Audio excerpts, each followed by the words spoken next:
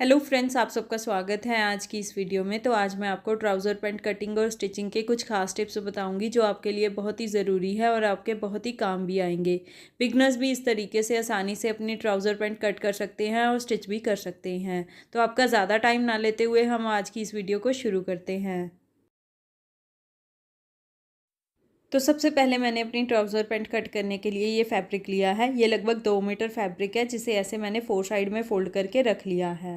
पहले हमने इसे ऐसे डबल फोल्ड किया, उसके बाद फिर से एक फ़ोल्ड करके इस तरीके से रख लिया है। तो ये फैब्रिक की खुली वाली साइड है और ये बंद वाली साइड इस तरफ है।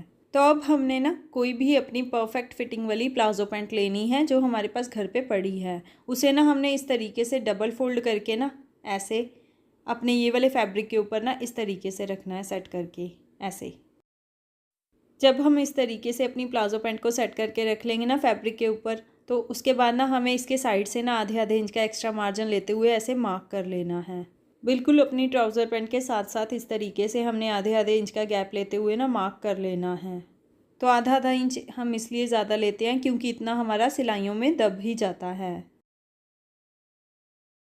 तो यहाँ से ना हमने ऐसे सीधा रखना है क्योंकि इतना हमारे इलास्टिक के स्ट्रेच में आ जाएगा। तो इसमें ना नीचे हमारे पास सिर्फ आधे इंच का ही फोल्डिंग का मार्जिन है। मैं आपको इसी से पैंट को फोल्ड करके दिखाऊंगी, ज़्यादा मार्जिन हम नहीं लेंगे। अब हमने ट्राउज़र पैंट की दूसरी तरफ से भी आधे आधे इंच का एक्स्ट्रा मार्जिन लेते हुए ना मार्क कर लेना है ऊपर तक। तो ऐसे दोनों तरफ से आधे आधे इंच का एक्स्ट्रा मार्जिन लेते हुए ना हमने अपनी ट्राउज़र पैंट की ना ऐसे मार्किंग कर ली है। इलास्टिक का ऊपर का मार्जिन हमारे पास नहीं है फोल्डिंग का, वो हम साइड से लेंगे। तो अब हम इसे ना अपनी मार्किंग के साथ साथ कट कर लेते हैं।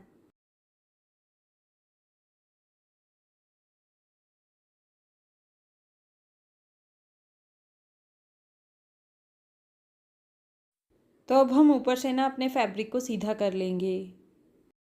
तो ऐसे हमने अपनी ट्राउज़र पैंट की कटिंग कर ली है। अब हमारे पास ये भी एक्स्ट्रा फैब्रिक बचा है और ये भी। इलास्टिक की ऊपर की फोल्डिंग के लिए ना हम यहाँ से ये वाला पार्ट यूज़ करेंगे। तो इसके भी हमारे पास 4 पार्ट्स हैं और पैंट के भी। अब हमने ना ये वाले मार्जिन को ऊपर की तरफ इस तरीके से ऐसे रखना है, ऐसे। ये लगभग 3 इंच का आपके पास फोल्डिंग का मार्जिन होना चाहिए इलास्टिक के लिए। ये आपने चेक कर लेना है। ये देखिए, टोटल हमारे पास ऊपर 3 इंच का फोल्डिंग का मार्जिन है। तो अब हमने ना यहाँ से साइड से ना इसे कट कर लेना है अपनी ट्राउज़र पैंट के साथ साथ। तो ऐसे हमने इलास्टिक के मार्जिन को भी कट कर लिया है। अब मैं आपको इसकी स्टिचिंग दिखाती हूँ। तो अब हम अपने ट्राउज़र पैंट की स्टिचिंग स्टार्ट करते हैं। तो सबसे पहले हम इसका आसन स्टिच करेंगे। तो ये फ्रंट के मैंने ऊपर के 2 पार्ट्स लिए हैं। इसका आसन हमने ना यहाँ से लेके यहाँ तक स्टिच करना है।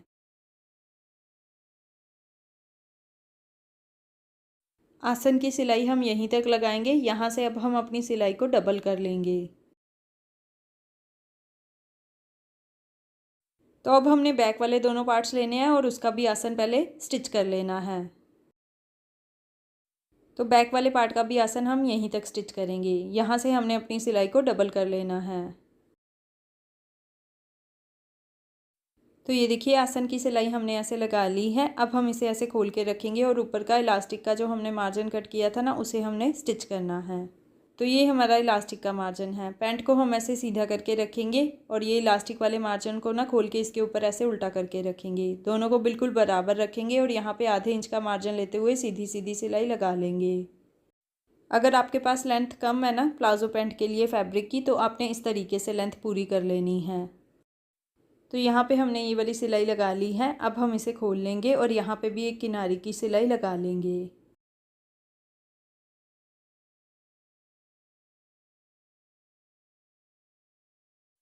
तो ऐसे हमने ऊपर की तरफ इलास्टिक का मार्जिन अटैच कर लिया है। ये हमारी फ्रंट साइड है। अब हमने बैक वाले पार्ट में भी इलास्टिक का जो मार्जिन है ना, इसी तरीके से अटैच कर लेना है। तो बैक वाले पार्ट में भी हमने ये मार्जिन को अटैच करते हुए यहाँ पे भी सिलाई लगा ली है। अब हमने बैक वाले पार्ट को ऐसे सीधा करके रखना है और फ्रंट वाले पार्ट को ना इसके ऊपर हम ऐसे उल्टा करके रखेंगे। दोनों को बिल्कुल बराबर रखेंगे और यहाँ से ना इसकी साइड वाली सिलाई, ये वाली सिलाई ना हमने नीचे तक लगा लेनी है साइड से। तो दोनों को बिल्कुल बराबर रखेंगे और आधे इंच का एक्स्ट्रा मार्जिन लेते हुए ना साइड की सिलाई पूरी नीचे तक लगा लेंगे।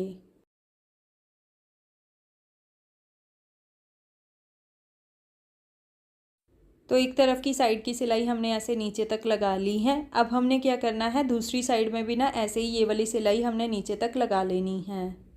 तो ये देखिए फ्रेंड्स, मैंने दोनों तरफ की साइड की सिलाइयाँ लगा ली हैं पूरी नीचे तक। अब हमने ना इसकी मोहरी वाली साइड से ना इसकी मोहरी को फोल्ड करना है। तो यहाँ पे हमारे पास टोटल आधे पौने इंच का ही फोल्डिंग का मार्जिन है। इस तरीके से मोहरी को खोल के रखेंगे और यहाँ से इसे पहले आधा इंच ऊपर की तरफ फोल्ड करेंगे और फिर आधा इंच ऐसे फोल्ड कर लेंगे और यहाँ पे एक किनारे की सिलाई लगा लेंगे।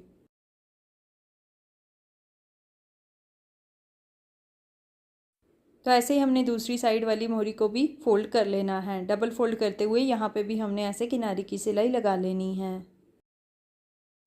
तो ऐसे हमने अपनी ट्राउज़र पैंट को नीचे से फोल्ड भी कर लिया है। अब हम इसे फिटिंग की सिलाई लगा लेते हैं। तो फिटिंग की सिलाई हमने ऊपर तक लगा लेनी है।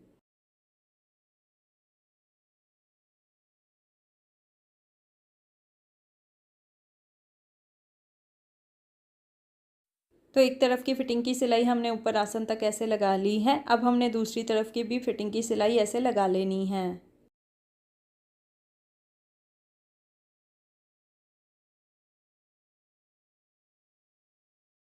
तो दोनों तरफ से फिटिंग की सिलाई ना हमने ऊपर आसन तक लगा ली है। अब हमने जो आसन को छोड़ा था ना उसे स्टिच करना है। तो उसके लिए हम आसन को इस तरीके से ऐसे करके पकड़ेंगे, ऐसे पकड़ेंगे और यहाँ से ना ये वाली सिलाई को इस वाली सिलाई से मिला लेंगे। आसन ऐसे स्टिच करने से क्या होता है, कई बार आपकी जो पैंट है सेंटर से उठने लगती है ना, इस तरीके से अगर आप आसन स्टिच करेंगे तो वो वाली दिक्कत आपको कभी नहीं आएगी।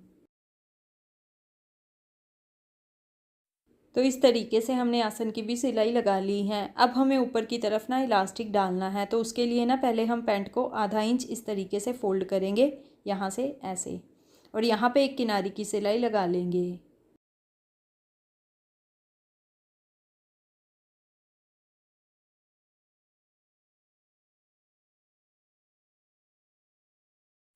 तो ऐसे हमने ऊपर से सिलाई लगा ली है। अब हमें इसमें इलास्टिक डालना है। तो वो मैं आपको दिखाती हूँ इलास्टिक आपने कैसे मेजर करना है। आपने वही वाली पुरानी पैंट लेनी है और उसका इलास्टिक ना आपने इस तरीके से नाप लेना है। ऊपर से ऐसे स्ट्रेच नहीं करना, बिना स्ट्रेच किए इस तरीके से नाप लेना है। तो इसमें हमारे पास 12.5 इंच का इलास्टिक आ रहा है ऊपर की तरफ।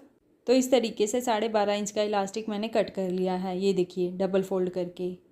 अब हमने ना इलास्टिक को ना इस तरीके से ऐसे पकड़ना है, ऐसे, और यहाँ पे ना 2-3 बार सिलाई लगा लेनी है ताकि ये निकले ना।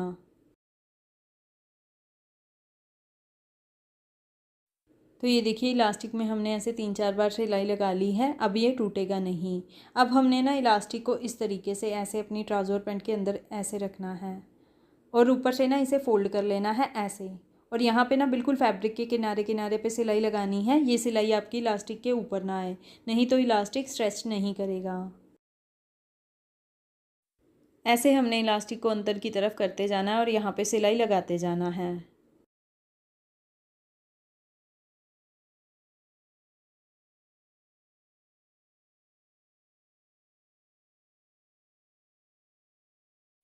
तो ऐसे हमने इलास्टिक को अंदर की तरफ रखते हुए बाहर की तरफ ऐसे सिलाई लगा ली है। अब हमने इलास्टिक को स्ट्रेच कर लेना है। पैंट को पहले ऐसे पकड़ के और फिर सेंटर से ऐसे पकड़ के, ताकि ये इलास्टिक अपनी जगह ले ले। अब हमने ना इसके बिल्कुल सेंटर में एक सिलाई लगानी है।